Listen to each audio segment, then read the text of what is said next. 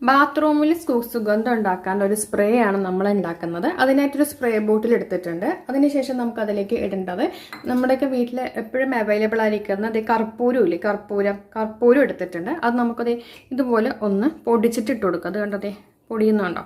ഇങ്ങനെ നമുക്ക് പൊടിച്ചിട്ട് ഇതിലേക്ക് അങ്ങോട്ട് ഇട്ട് കൊടുക്കാം കേട്ടോ. പൊടിയാണ് കേട്ടോ നന്നായിട്ട്. എന്നിട്ട് നമുക്ക് ഇതിൽ ഒരു സംഭവം കൂടി ചേർക്കണം. അപ്പം എന്താണെന്ന് പറഞ്ഞാൽ ഇതിപ്പോൾ രാവിലെ ഉച്ചയ്ക്ക് വൈകുന്നേരമൊക്കെ ഒന്ന് സ്പ്രേ ചെയ്താൽ മതി ഇടയ്ക്കൊന്ന്.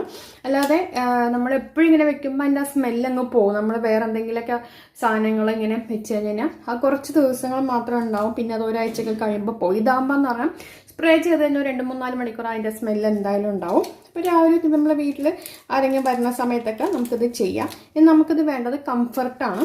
അപ്പോൾ അത് കംഫർട്ട് എടുത്തിട്ടുണ്ട്.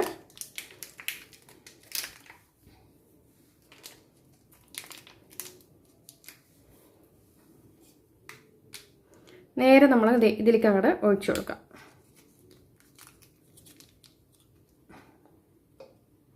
അങ്ങ് ഒഴിച്ചിട്ടുണ്ട്. ഇനി നമുക്ക് കുറച്ച് വെള്ളം ഒഴിച്ചാൽ മതി. ഈ ഒരു സ്പ്രേ എന്ന് പറയുന്നത് എത്ര കാലം വേണമെങ്കിൽ ഇരുന്നോളും, കേടൊന്നും വരില്ല. ഒരു 3/4 ഭാഗത്തോളം വെള്ളം ഒഴിക്കുന്നുണ്ട്. അതിന് മാത്രം കുറച്ച് ക്വാണ്ടിറ്റിയിൽ ഞാൻ കംഫർട്ട് ഇട്ടിട്ടുള്ളൂ. നന്നായിട്ട് എന്തെന്ന് ഇത് ക്ലോസ് ചെയ്ത ശേഷം നന്നായിട്ടൊന്ന് ഷെയ്ക്ക് ചെയ്യാം നമുക്ക്. കാരണം കർപ്പൂരം അതിൽ നന്നായിട്ട് അലിഞ്ഞു വരണം, അതുകൊണ്ടാണ്. ഓൾറെഡി നമ്മൾ ഇട്ടതാണ് ഇട്ടിരിക്കുന്നത്. ഇനി നമുക്ക് എന്ത് ചെയ്യാന്ന് പറഞ്ഞ് നോക്കിക്കോ. ഇപ്പം തന്നെ നോക്കിക്കോളൂ, കംഫർട്ടും കർപ്പൂരമാണ്. അതുകൊണ്ട് നമ്മുടെ കയ്യിലൊന്നും ആവുന്നതുകൊണ്ട് അത്ര പ്രശ്നങ്ങളൊന്നുമില്ല, തുണിയിലൊക്കെ ആവുന്നതാണ്, കുഴപ്പമില്ല. അപ്പം നമുക്ക് എവിടേക്കാണോ ബാത്റൂമിലോ അല്ലെങ്കിൽ എവിടെയാണോ വേണ്ടത് കേട്ടോ,